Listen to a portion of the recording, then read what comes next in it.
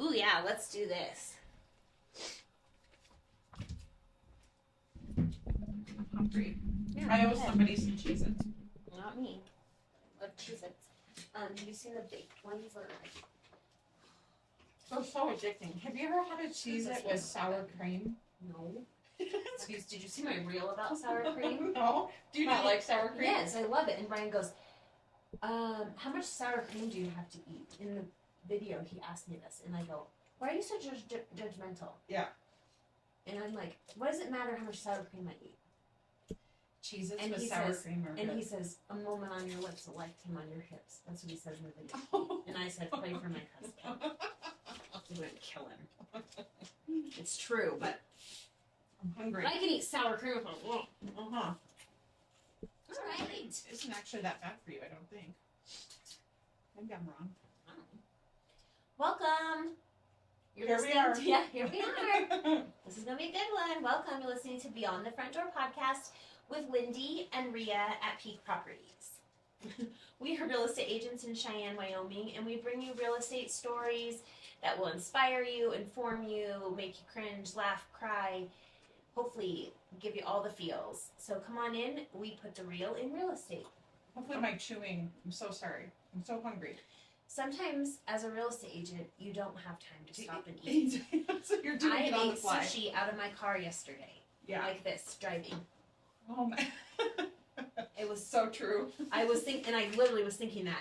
How many times, one time I made a video, I never shared it, I thought it was super funny, but I was literally eating a rotisserie chicken out of the bag in my car. Wow. I like the Because rotisserie chicken. I was like, well, I need something healthy, and then I just ran to the grocery store. Mm-hmm. So we live in our cars, and We do. I've put a bin in my back seat that holds, like, I have a bag for everything, so it holds all my bags, and then of course my back is full of signs and all the and chairs, because if you're doing an open house, And there's you no need a chair. chair. I've seen pictures of realtors online that are like sitting on the floor and they're like taking a picture of their shoes. I'm like, I don't want to sit on the floor. But anyway, my husband and I switched vehicles last weekend, and he pulled everything out of my car. So I went to put everything in my vehicle this morning, and my bin and all my things were gone, and I was ready to throw down. Like, I have this organized for a reason, right. So today you came in the office today, and you were feeling I was feeling a little excited. bit fiery. No, I literally walked in the office and said, I'm going to punch somebody in the face. And my mom went, oh, please don't. It's a joke. We need a punching I bag don't in the hit office. anybody. But sometimes, not sometimes, a lot of times real estate is frustrating. And I don't think that we like to show that side of it, because I don't want to complain, because I feel very fortunate that I'm in this profession and I love it and I love being able to help people. But it's frustrating when you see things like, oh, I love looking at houses. I think I'll be a realtor. Like, it's some easy profession to be in. You could just sell houses like no big deal. Yeah. And I also said at the same time, it's my fault sometimes for portraying it that way on social media, because I am having fun and loving it. I don't think anyone wants to watch any reels of me complaining. So I'm not making those. Or some of the details behind Or the some scenes. of the details behind it. So yeah, it is like a funny reel of me writing a description on a house, and they're like, oh, look at her job, that's so fun, I want to do that. And I'm not saying don't do it, I'm just saying There's more it's to it. hard, and there's a lot, and we've been talking about that a lot, because there's a lot of conversation lately about the value that realtors bring to a real estate transaction. And I was thinking about this because I had heard this locally to Cheyenne, but then of course the National Association of Realtors put out a statistic that seems to ring true with Cheyenne, in that 49% of realtors sold one home or less in 2023. So that's a lot of realtors, 49%. And so when you think about, I recall this conversation coming up here in Cheyenne, that about half had sold one house or less here in Cheyenne last year. And so how many realtors are there in Cheyenne right now? 500, about 500? So you're thinking, okay, so 250-ish of them sold one house or less last year. Right. So that and leaves. then I struggle because I'm trying. I think that I'm a nice person, and I try not to say mean things. No, and I'm trying to be politically correct, and I don't want to upset anyone. But why would you hire a real estate agent who sold one house in a year? Mm-hmm. Well, that's my question. I'm struggling with agents who think this is like a part-time job or a hobby. That's sure. I'm not talking about new agents or agents that are just getting into the business. Obviously you can't just get into the business and then sell 10 houses and be an expert and do all be an overnight success. Right. But if you think that real estate is just a hobby, or I'm just going to sell a house here and there when I get a buyer or someone wants to list their house with me, I'm just wondering who hires these agents. Well, I'm guessing a lot of times it's a family or a friend, right? And you want to help that person out, and so you list with them, and maybe you know or maybe you don't know whether that was advantageous to you or not, right? But for the rest of the other realtors that are in the business, I've heard quite frequently it's pretty frustrating.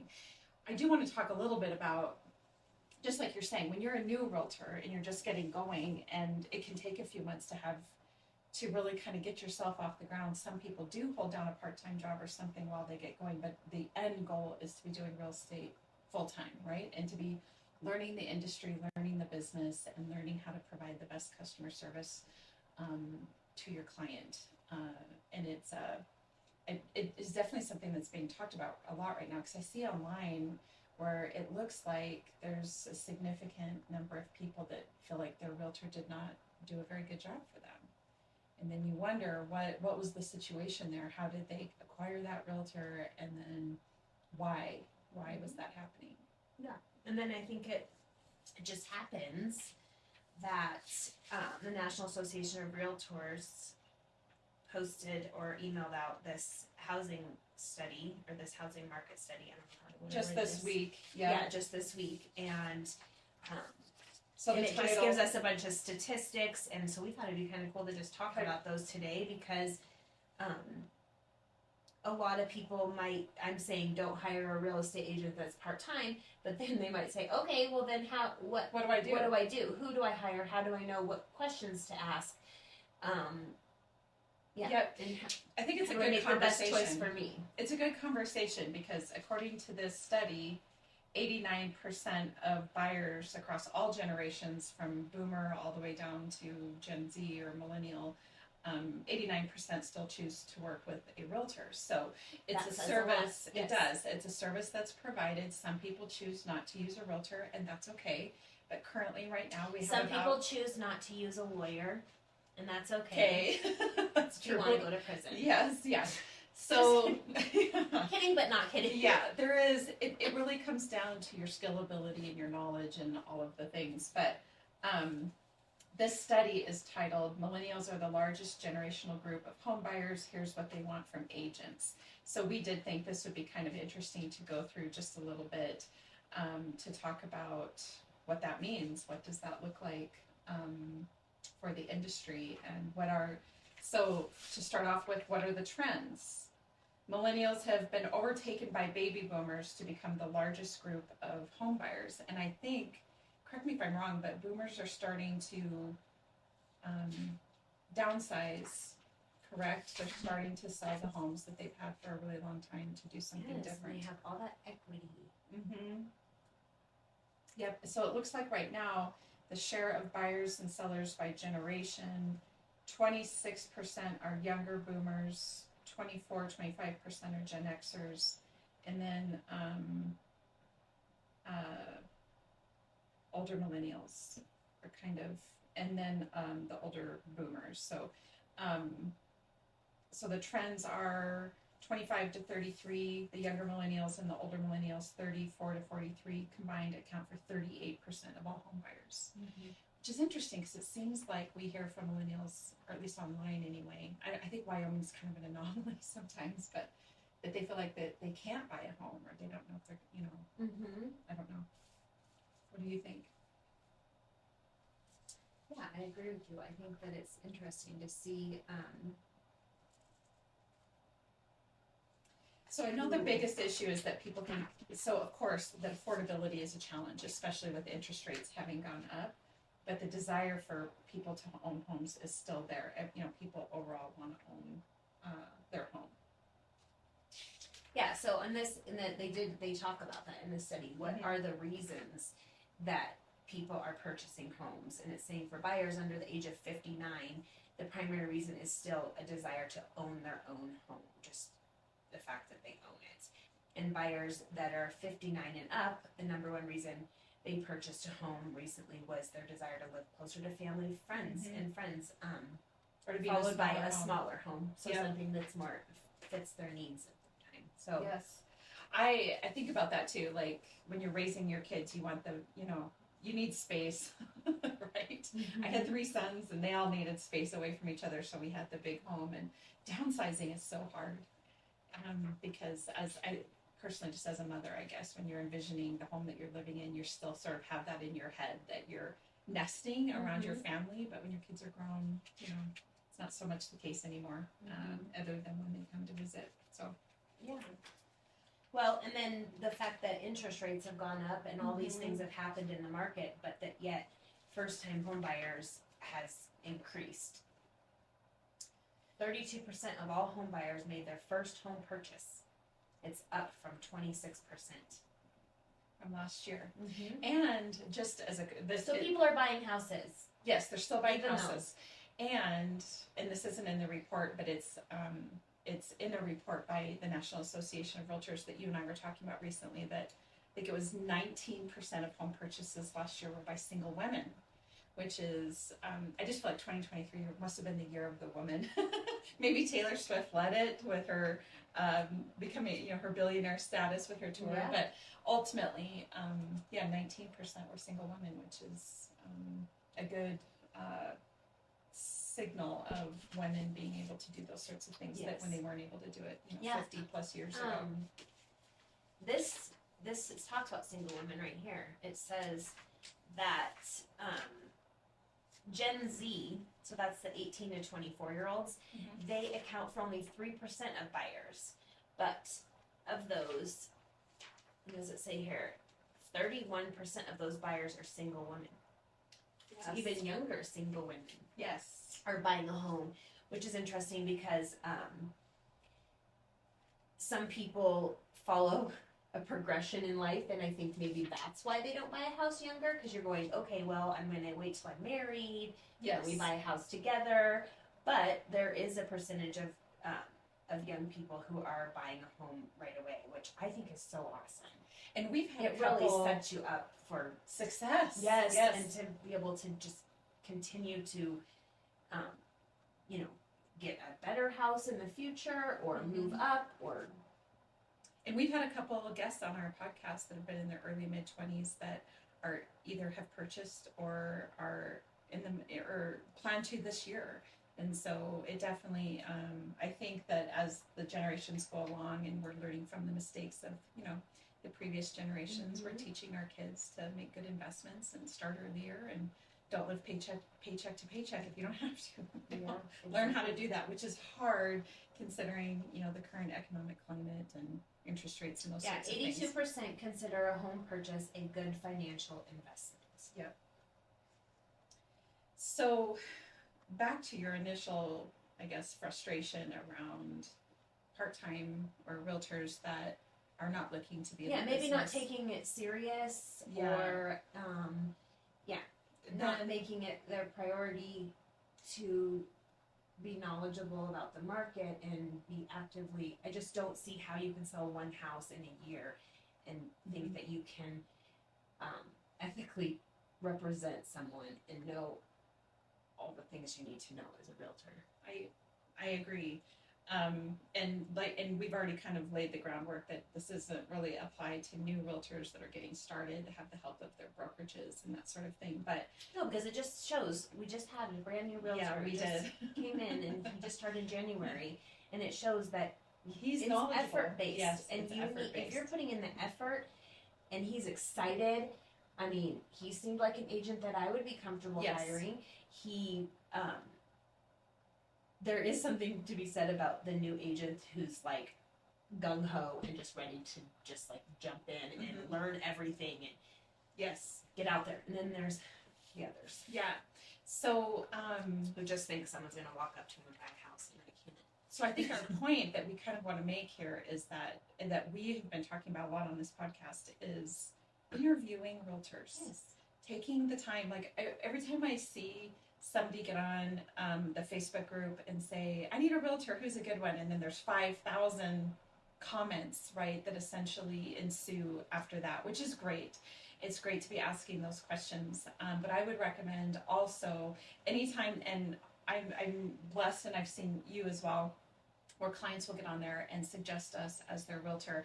And I always say, I would love to meet you for coffee and share with you about the services I provide, but please interview realtors. You know, find a handful of them, you know, that have been recommended to you, whatever the case is, and interview them, because what we know to be true, and what is especially shining through from this article, is that the top two traits that people are looking for in a realtor is that you can trust them and that they're honest.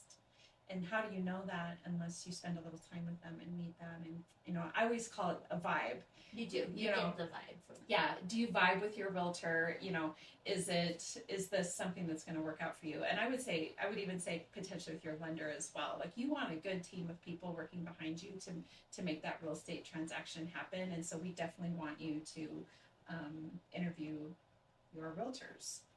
So with that being said, what do buyers want from their agents, according to this article? They want a lot of stuff. No.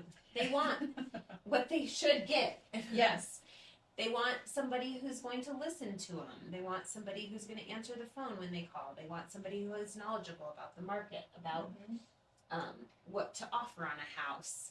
Yes. How to negotiate that house. I hear a lot of people just say they want someone who to listen to them. How many times have you had someone call you that says, well, I was working with this realtor, or talking about a past transaction or whatever it is, and they're like, I told them what I wanted, and they're just like sending me what they want me to have. And yes, like they're not listening, or sending you something above your price range. You need somebody who is working for you. Now, I will say, like, one of the things that I do if somebody's looking is, if you narrow it too much, sometimes like you can't. You don't know what you don't know. You don't know what you're missing out on. So we all utilize the system Paragon. If somebody comes to me and they want to look at houses, I'm going to say to them, okay, I'm going to look at houses for you, and I'm certain you're probably on Realtor.com or Zillow or whatever the case is, but let me get you entered into Paragon so that you can, the second a home, you know, comes on the market, it goes live, you're getting an email about it, you can take a look at it. Plus, they can hit, I like that property, I don't like that property, and whatever the case, and I can learn what they like. That's what I say too. I'm like, I don't know until I get to know you. That's right. But sometimes I don't fully narrow down the search criteria of that, because sometimes they don't know. I have one like that right now. It's so funny. They were very specific about what they wanted, and they are looking at the houses virtually because they don't live here. And so they're like, we want this, this, this, and then the house that we had an offer on, it didn't work out, and they ended up terminating the contract.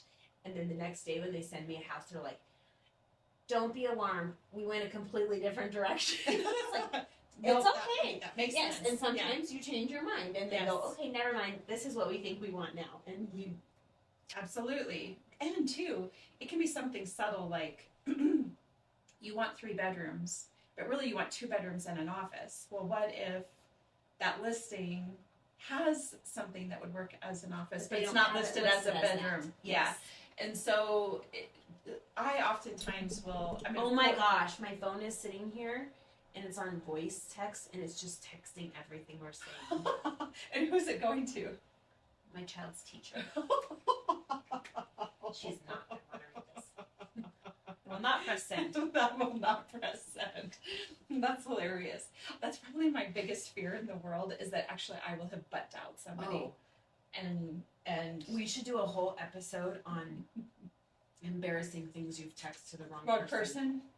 Yeah. I don't even know if I'm willing to admit some of the things that I text on accident.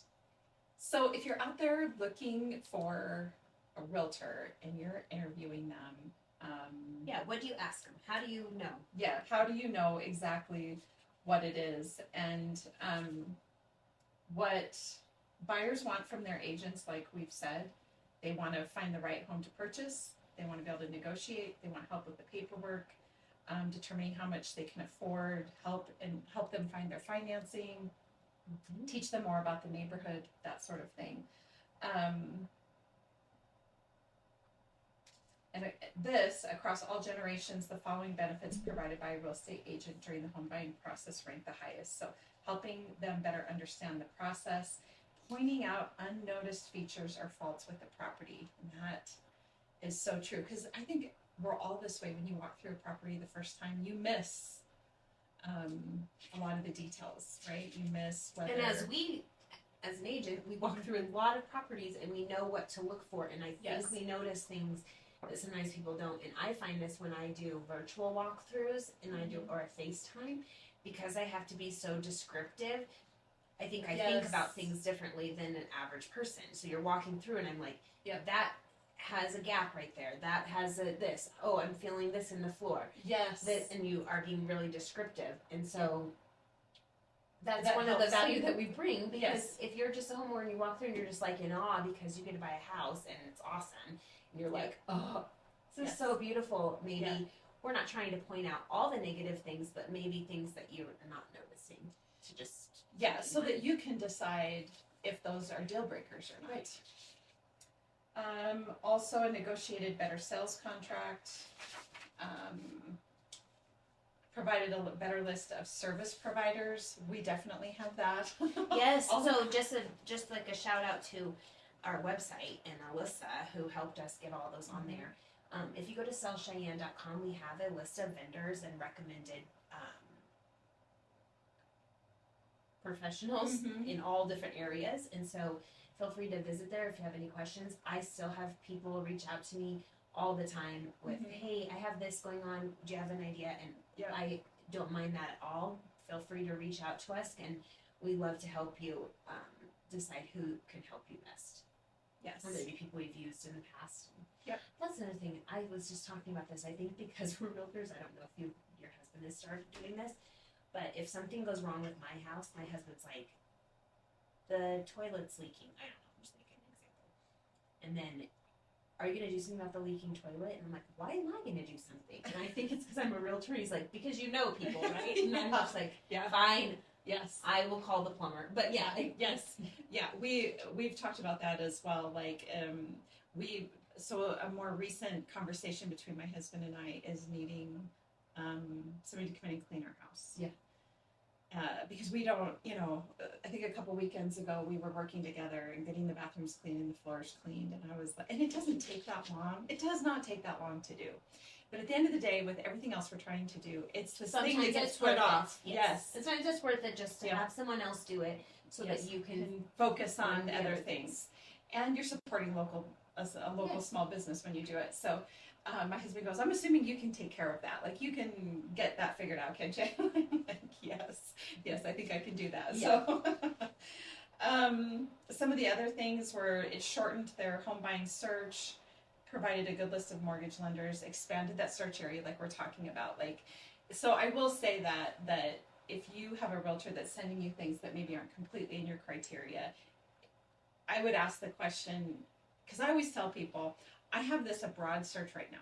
If you want me to drill it down. We don't want you to miss something. Yes. And there may be something that's maybe listed higher, maybe it's been on the market longer, maybe it's not quite in your price range, but it could be. Yes. So if you negotiated it correctly, so there's a lot of things that goes into that we keep in mind. Yeah. So once you get going, then if you want to drill that search down, then you certainly can. And I've had customers do that, definitely, where they're like, okay, you can go ahead and tweak this in the search criteria or whatever the case is. And I do that, and then they're getting, we're getting down closer to the properties that they want. But I really like that system just because I can, like you said, I can see what they like and what they don't like, and we can make a plan from there. So those are good things. Right.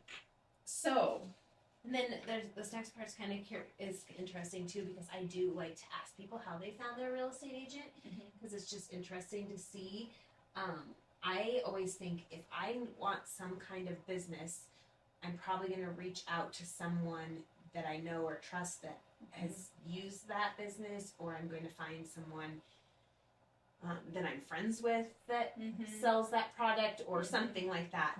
That you trust. And that's what they're saying. Referrals is the number way that people find a real estate agent. So asking, using your same agent that you used before, maybe asking another person who just sold their house what they thought of their agent, but then always, I think the biggest thing you see all the time is just the post on Facebook that you were just talking about. It's like, I need a real estate agent. I don't know if that's the best way, because everybody's there's too many of us. Yeah. And so then it's just like flooded with recommendations, and I don't know how you narrow that down.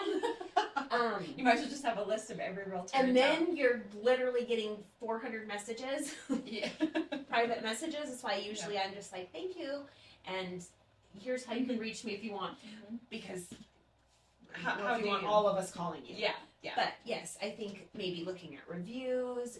I don't know if people know you can go on Zillow and those kinds of sites, homes.com and stuff, and you can see if reviews, you can see if they've sold anything in the last year, you can see that kind of stuff. Yes, absolutely. And maybe weigh all of those and then meet with some people. I definitely, I still go back to make sure and meet with your realtor, make sure you vibe with them and that you like what they have to offer. Well, because we talked about there's just a lot that goes into it. So let's say I decided I'm just going to pick someone based on they've sold real estate for 30 years. So I'm picking that person because they've clearly done it for 30 years, so they know what they're doing. Does that mean that that's the best agent? Possibly not. Maybe they're burnt out. Maybe they aren't up to date on technology, the new trends, how to market your home. I don't know. Or they're too busy. There's a lot of things. So I do think it's really a good idea to meet with someone and talk with them. Or like this. We're doing a podcast, and this is helping people get to know us a little bit. Yeah. Which is nice, because maybe you don't need to meet with us. Maybe you've listened to our podcast and you're like, I like you guys and what you talk about. And so you can reach out. And that's part of why we've done the podcast, right? Because we can't possibly get to know everybody in Cheyenne like that, and we can, I think every realtor's out there meeting people and, trying to build relationships. That's really the ultimate goal, is we're relationship builders. And so, I really like this podcast because, like you said, it does allow them the opportunity to get to know us a little bit and open up the door to interview us if that's something that you're interested in and would like to do. So when it comes to the skills and characteristics buyers are looking for in an agent, as we talked about, honesty. Yes, this is what I'm saying. This is what comes in. It doesn't say the number one is how long you've sold real estate. Right, because you may decide to go with a newer agent that is going to hustle and work hard for you, and is eager to learn and to support you in your goal. And so it really does come down to you meeting with them, you deciding if they're honest and if they're trustworthy, if you vibe with them. According to this study, the third characteristic was an agent's experience, their reputation, if the agent is a friend or family member, which we talked about a little bit, their knowledge of the neighborhood, if the agent has a caring personality, if they're a good listener, if they're timely with their responses. And I will say, I think that's a big one just in customer service overall. Like, you got to be responsive. Is the agent 100% accessible or easy to get a hold of? The agent's association with a particular firm. I do want to talk about this a little bit because when I first got into real estate, I did want to be very intentional about the brokerage that I went to work for. And of course, I moved to Cheyenne from Gillette. And so I was new to the community. I couldn't have possibly, unless I went through an interview to all the brokerages, I wouldn't know sort of the personality of each of those brokerages. So I will say that really quickly. Like, if you don't have a particular connection to a brokerage, getting out there and interviewing is important. But the reason why I chose Peak Properties is because of that honesty and trustworthiness that we talk about in finding a realtor, I also wanted to find in a brokerage, and I already knew Deb and Corey and knew that they were trustworthy and honest. But I also felt very comfortable that they were going to support me as an agent moving forward. This is kind of more of a family-driven agency, I would say, with, of course, other realtors along that as well. But I want to do the right thing as much as I possibly can, and I just wanted to feel comfortable going into a brokerage where I knew that that same thing was going to happen. And I don't know, again, I just think it comes down to the brokerage that you vibe with and that you believe is going to serve you best. So yeah, so I just wanted to hit on that because it's one of my selling points, I guess, when I'm talking to clients, is that this is why I chose Peak Properties, and this is why I think you would feel comfortable, being in a transaction with us. So, I did find this interesting. 1% if the agent is active in the local community, because there's many agents that are involved in the community, giving back. Lots of them. Yes, their time, talent, and treasure, and yet it's only 1%. I mean, I don't know if I would go if you're not. I'm not hiring you, but I do think it's a big deal. It means you know the community, you know people in it, you know what's going on, you're giving back. I mean, I do think that's part of being a realtor, but it's only 1% of what people are looking for in a realtor. Yeah. And then the agent's professional designations. I thought that was interesting too. Less than 1%. So as and I would think that's probably because they don't know what the designations are. I mean, if you see a bunch of letters behind someone's name, maybe you're like, I don't care what those mean, or you don't know, so you're like, okay, it means you did a bunch of classes. I don't know. Well, I guess if you think about it, if you go visit a doctor, like I'm not really looking at all the letters behind their name either. Right. If they have their certificate on the wall and that they've got the license in Wyoming and they say they're a doctor, and I guess even as I'm thinking about it, and I don't know if I should be embarrassed to say that, but I'm not looking at all the letters behind their name. If they say they're a primary care doctor, they work at the local hospital or the local doctor's office that is maintaining all the licenses, and you can look them up and make sure there's no bad, mojo with them. But I mean, ultimately, at the end of the day, I can't say that's the first thing that I've looked at. I'm trusting, I guess, the system. Yeah, and trusting that they work for someone that has already maybe vetted all that and made sure it's accurate. I don't know. Yeah, so maybe people are doing the same thing with real estate agents. So regarding, I have a doctorate, doesn't mean that I'm the best real estate agent. So that's another thing is I think nowadays we have an argument out there about education and even like higher education. I don't know if people are always like, just because you have a degree doesn't mean that this and this, and that's true, but it could be argued both ways. But I think that's that way with any profession, right? Yes. Like, you could get a law degree, that doesn't mean you're going to be a great lawyer, right? So, but the piece of paper is there. That's ultimately at the end of the day. And I will say, just to make another pitch for realtors, is that I don't know the percentage. That there's a large percentage of realtors that have higher education, at least associate degree, all the way on up to a PhD or a doctorate. That there's I don't remember the number. Was it almost half? Or between 30% and 50% of realtors. But if we're figuring in there the ones that only sell one home or less a year, then you wonder where that number is at. Right. If it's, let's say that, I don't know the percentage off the top of my head, but let's say it's 40% of realtors have some level of higher education. Is that all the realtors, even the part-time ones? Or what's the number of, like, if we take that number in half of the ones that sold, let's say, at least 5 properties a year or more, what percentage of those have higher education? I think that's more what I would like to know, because of, and I would almost venture to guess that 40%, if that's the number, is higher.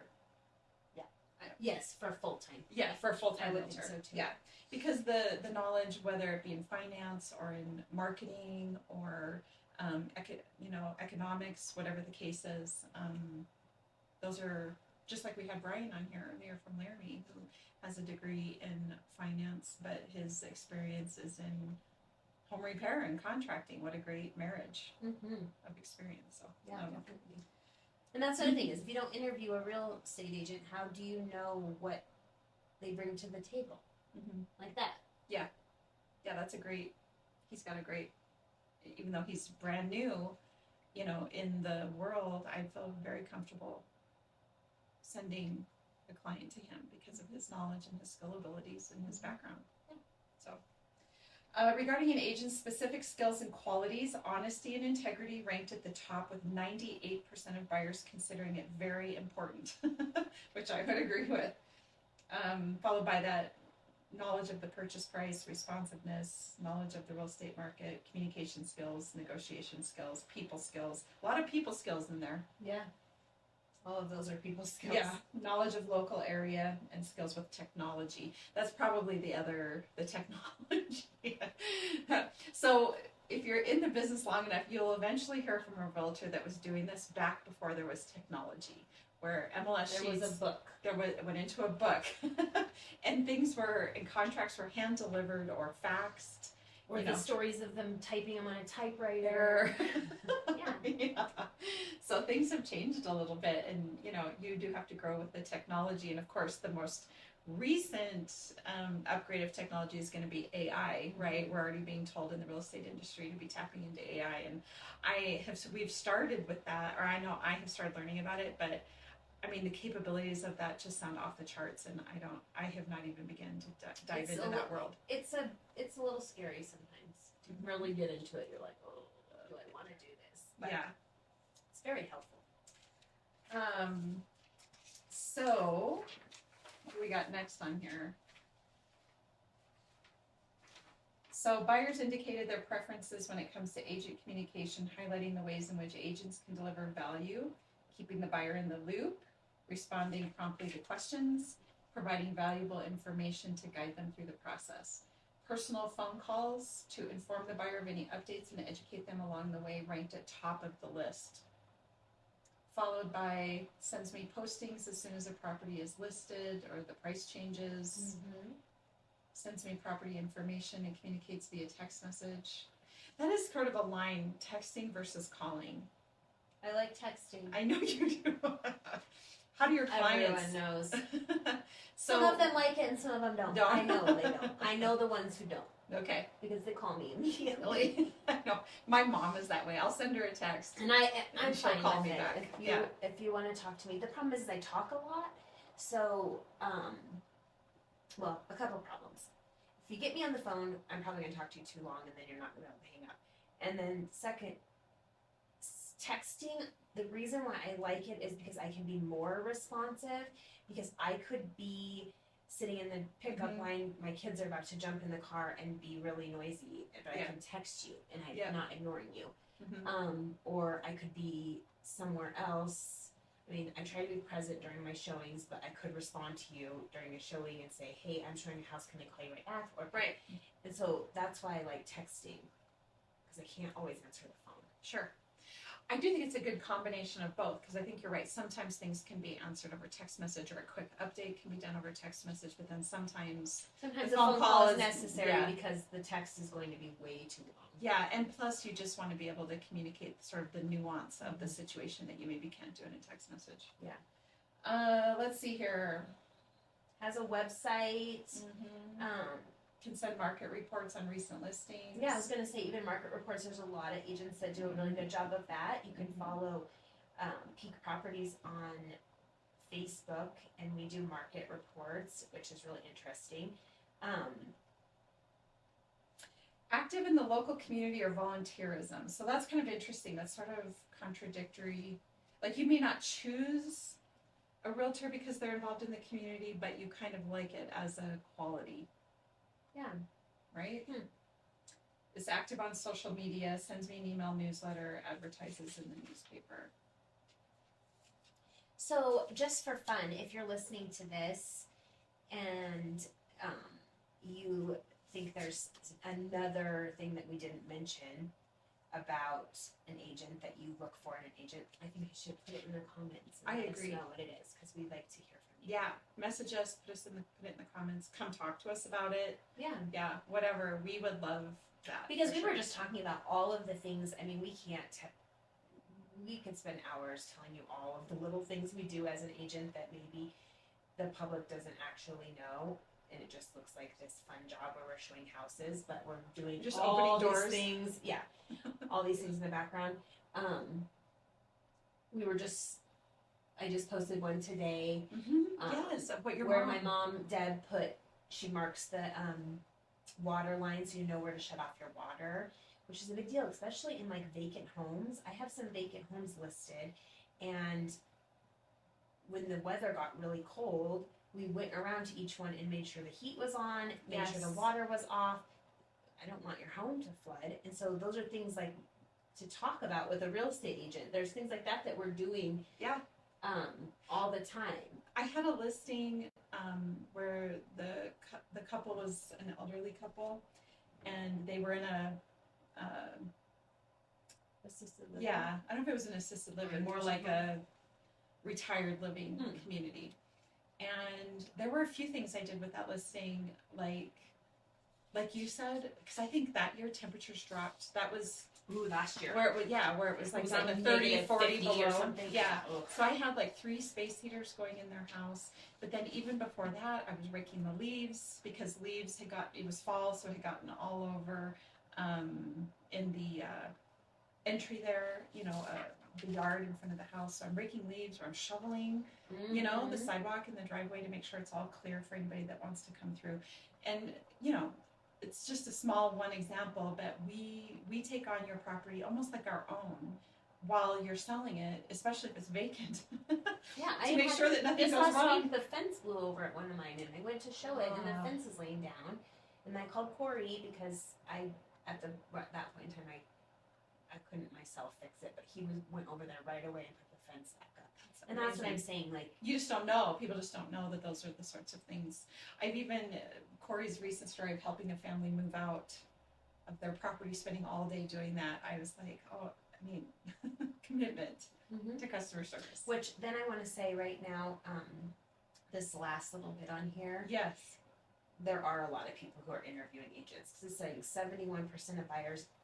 Oh no, this is the other way. This is the worst. Yep. Oh dear, people, come on. This is why we're talking about it. I read it wrong. 71% of buyers only interviewed one agent. Yeah, which makes sense considering the majority of them find their agent through a referral from someone who worked with that agent or was satisfied with the service that they provided. Which, I guess that makes sense. But I still think you should interview more than one. And I am saying this as a person who doesn't want to be interviewed for you know how much you love an interview. I guess it's up to Job interviews are so awesome. Yeah. Not nerve-wracking at all. Well, I think that if you get that referral from a friend and they explain to you everything that they did and you interview them and you're comfortable, you just feel like it's right. Yes. Then move forward. But if you're still not sure, still pick 1 or 2 agents. And I always say if you can attend a couple open houses and interact with some agents as well, that's another great way to just feel the vibe and see if, I need to know this number off the top of my head, but I think most people make a decision about a person's character within the first 3 minutes of having met them. And so, you go around and do some open houses, interview couple of realtors, and find who is really going to work the best for you so that you don't get halfway into a transaction with a realtor and you're like, I don't like this. And then feeling stuck, like you can't change realtors, which you can, but yeah. So, let's see here. I think that's about it. Coming out of this particular part of the report, it looks like more of it is downloadable. This is from a website called BAM, but the article is from the National Association of Realtors. And there is a full report that can be downloaded. And we will put it in the comments if anyone wants to or down in the description. If you want to look at it more. Yes. So I just thought during where we're at right now, it was a good topic to talk about how to choose a real estate agent. Yeah. And we hear it all the time, realtors, especially that have been in the business for a long time, are really frustrated with there is frustration with those realtors that don't do it on a regular basis. Clearly, I was going to punch someone today. I'm just kidding. I mean, but we do want to. We are professionals. Yes. and we want the public to see us that way. It's frustrating when they don't, when you see this as, I mean, even I've laughed at the memes and the reels that are like, I'm gonna have to get my real estate license. It's the worst thing in the world. There's nothing else for me to do. Oh and my I'm gosh. like, oh my gosh, and I laugh. But it's not funny because this is, a lot of us are investing all our time and all our energy into being the best real estate agents that we can be. Mm-hmm. And it's just unfortunate when there's the people out there who are like doing it as a hobby. And is probably partially contributing to sort of the situation that the National Association of Realtors is in. Yeah. And so I guess I just want the message to be out there that if you choose to use a realtor to sell your home, and that's your choice. I mean, at the end of the day, that's your choice. You want to interview that realtor. You can discuss the commission. It was never a set commission, so you can discuss that with your realtor when you, if you do decide to go with them, and then learn about the services that they have to provide. At the end of the day, that's what everybody wants out of this, and that's what we want for you as well. And like we talked about with Buck, I mean, the buyer's agency agreement has been in place in Wyoming since the 1990s. It's something we've been doing this whole time. So Wyoming is ahead of the curve there. But if you've had a bad experience with a realtor, I would just recommend, but you know, you're not sure that you want to sell your home by your own, get out and start interviewing realtors. And it's okay to tell somebody no, that you're not going to use them as a realtor. And it's also okay to decide that you like one and you're going to go with them. So it's really your decision. You're either the home seller or the home buyer. Great. Anyway, anything else? You feeling better? I know you were. It was a frustration earlier today, I know. So. Yeah, so if you're looking to buy or sell, and you would like to interview an agent, Rhea are available to interview and to hire if you like. We'd love to talk to you. Yeah. Yes, we are definitely interested in visiting with you. So you can find us at www.sellcheyenne.com, and of course on all of our social media channels, and this podcast on Spotify, iHeartRadio, Apple Podcasts, and YouTube. Yeah, and if you think that this episode was helpful, please like it so that we know that. Yes, and share subscribe it. to us. I'm so excited that our Facebook is growing. It I is. got on there and I was like, wow. Yes, I So noticed please that share too. our page because we really love, sharing everybody's real estate stories and getting information out there. And that's how we do is if you follow us. Yep. So thank you. Yeah. Have a great day. This episode of Beyond the Front Door is brought to you by Peak Properties in Cheyenne, Wyoming. With over 75 years of combined experience in real estate, it's our goal to help clients buy and sell and save by providing the information you want and the professional services you expect. Let us help you with your residential, commercial, HUD, income-producing properties, as well as vacant land and rental needs. To learn more, visit www.sellcheyenne.com.